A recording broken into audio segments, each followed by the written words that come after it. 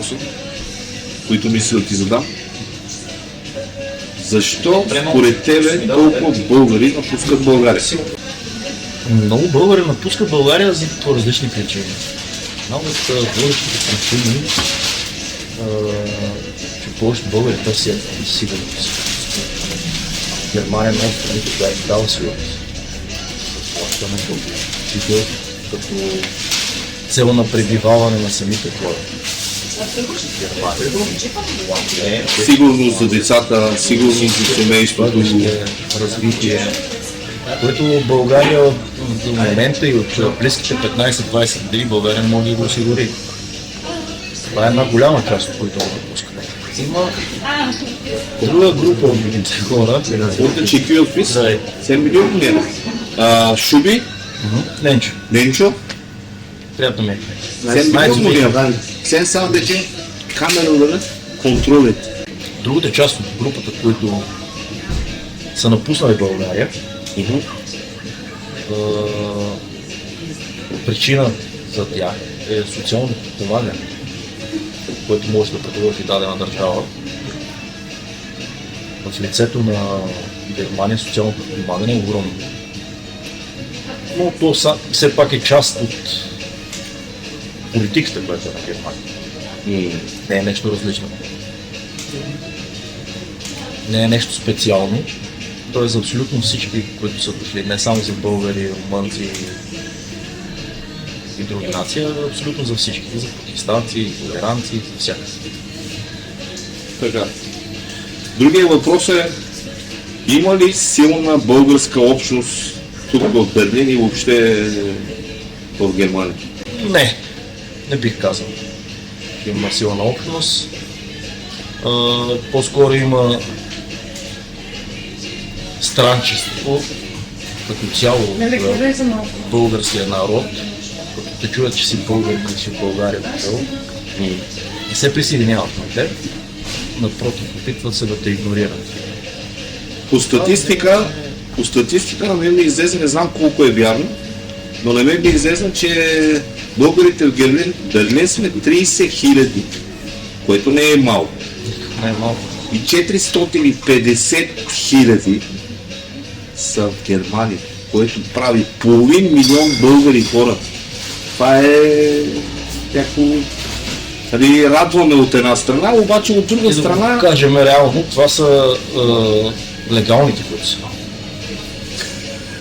Това го смешно. Да, така. Които са регистрирани. Трябва да сме истински. Че една идея, искам да съм малко по-социален, да имам повече контакти с българите, да излизаме както едно време го правихме, кой има, кой няма, да сме, примерно, да, окей, всеки е задължен, има някакви ангажименти покрай седмиците и така нататък, там примерно и сега, примерно и събота.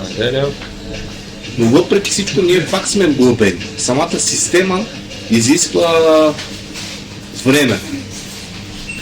Ти ще го кажеш дали е така, моите впечатления са така. Самата система в Германия мога да кажа, защото по другите държави не съм ходил като работник, живеещ или като пребиваващ. В Германия животът е много динамичен. Особено в Берлин. Като столица, животът е много динамичен. И хората не могат да си позволят този огромен социален контакт с останалите, поради причина, че в много задължения, в много ангажименти, не само в работата, ами и в къщи. Така е устроен живота. Има един много голям плюс от това цялото нещо, че ако имаш някаква идея или искаш нещо да направиш, т.е. ти си изцяло отдаден на това нещо, нямаш време за губене, което е един много голям плюс. Например, на мен ми се е случило 100% и на тебе, сутрешното ранно ставане, нали, работата, която вършиме, след това другите неща, на мен ми се е случило в 10:30 да седна на компютъра и да почна да пиша речнози, правя го до 11:30 и се намирам в леглото примерно около 12:30 на другия ден. Чакаш се сутринта си става.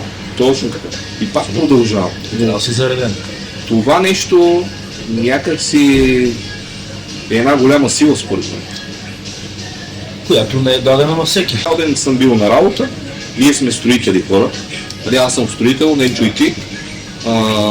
Скоро ми се случи, цял ден съм на работа, прибрах се след работа, обаче какво се случва? Случва се така, че телефона звъни в 7 часа вечерта.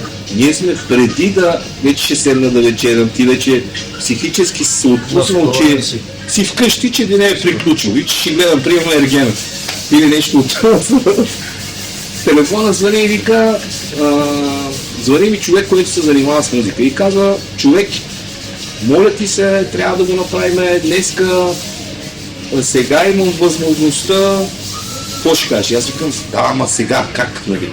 И в крайна сметка, викам, добре бе, ако не отида, какво ще спечеля? Ще спечеля гледането на Ергена, на каквото и да е, нормалните неща. Така, Всекидневие. направи го човек. И това нещо ми отне долу-горе, почнахме 10, 12, прибрах се може би в един. Но въпреки всичко успях на другия ден пак да си отидем на работа. Може би те неща ни зареждат. Това да... Ако направиш с позитивизъм, то е окей, точно така е, то е зареждане. Но, нали знаеш, които неща се случват, когато са импулсни, а не когато са подготвени.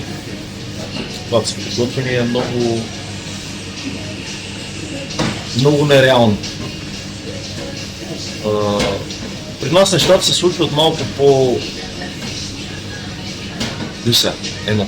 Ние сме дошли в тая държава, не мога да кажа иммигранти, ние сме точно гастарбайтери.